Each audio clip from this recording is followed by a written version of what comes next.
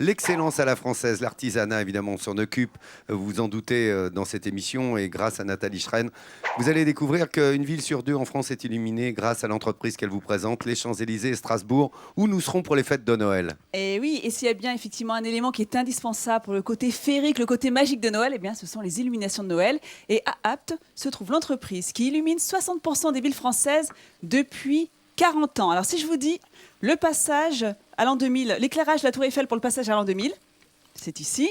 Ça s'est fabriqué ici. Ouais, ou encore l'avenue des Champs-Élysées de 2007 à 2010, c'est encore eux. Et là, je m'adresse aux Lyonnais. La semaine prochaine, la fête des Lumières, c'est eux. Et le Vieux-Port à Marseille, Nat, ça sera encore eux.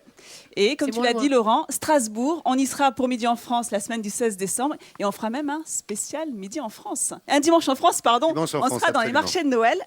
Mais alors, comment fabrique-t-on ces illuminations ? Eh bien, je vous emmène dans cette entreprise. On est parti à la rencontre de ces salariés qui travaillent toute l'année pour illuminer les plus belles avenues.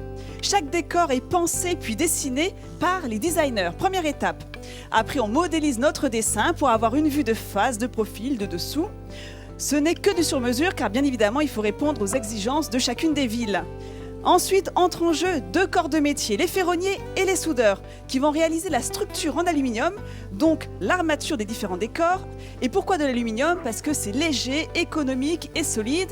Et une fois terminé, c'est le service des câbles qui va assembler le tout et fixer sur cette structure les éléments lumineux, les guirlandes de lucioles LED, les fils de lumière LED, mais aussi des décors diurnes non lumineux, comme de la paille synthétique, car il est très important que le décor soit aussi beau de jour comme de nuit. Et regardez le résultat une fois terminé. C'est pas magique tout ça. Ce petit Teddy de 4 mètres de haut, Teddy Beer, des pièces exceptionnelles qui sortent chaque année de ces ateliers avec des fontaines bleues, avec du fil comète. La magie opère grâce aux effets spéciaux. Il faut des flashs, des scintillements, des LED allumés. On a également des pandas, des sapins, des rideaux de lumière. Et quoi de mieux que de voir ces illuminations en situation. On a eu cette chance d'avoir notre journaliste qui était là samedi pour l'inauguration du lancement des illuminations de la ville d'Apt, Maxime Coltier, qui a filmé pour nous ces images. Et regardez ce magnifique chapiteau de lumière, très impressionnant. Des guirlandes dans toute la ville, dans les arbres notamment, comme des coupes à champagne. Regardez comme ces arbres sont enveloppés dans ces guirlandes. Et les enfants ont même eu droit à un spectacle pyrotechnique. Et en clou de la soirée, un magnifique feu d'artifice, succès garanti, comme à chaque fois. Il y avait beaucoup de monde, hein, on l'a vu, là, c'est la fête. Hein. Les Aptiens ne loupent pas ce moment-là. Chaque année, il y a toujours énormément de monde.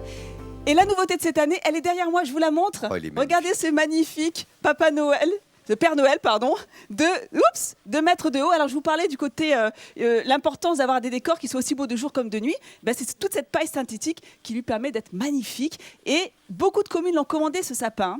Et surtout les enfants, ce Père Noël. Les enfants, si vous voyez ce Père Noël, faites attention parce que juste à côté, vous avez une boîte.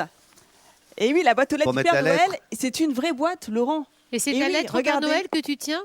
Ma lettre pour le Père Noël. Et oui, j'ai fait ma petite commande de cadeaux. Vous la mettez à l'intérieur. Hop, je vais y arriver. Et ça part directement à la poignée. C'est parti, effectivement. Donc c'est une vraie boîte aux lettres, il faut le faire. Donc voilà, donc je tenais quand même à féliciter cette entreprise parce que, Laurent, je vous ai dit qu'ils illuminaient 60% des villes en France, mais ils ont également 19 filiales dans le monde entier. Ils sont à Saint-Pétersbourg, à Vienne, à Rio, aux États-Unis, partout en Europe.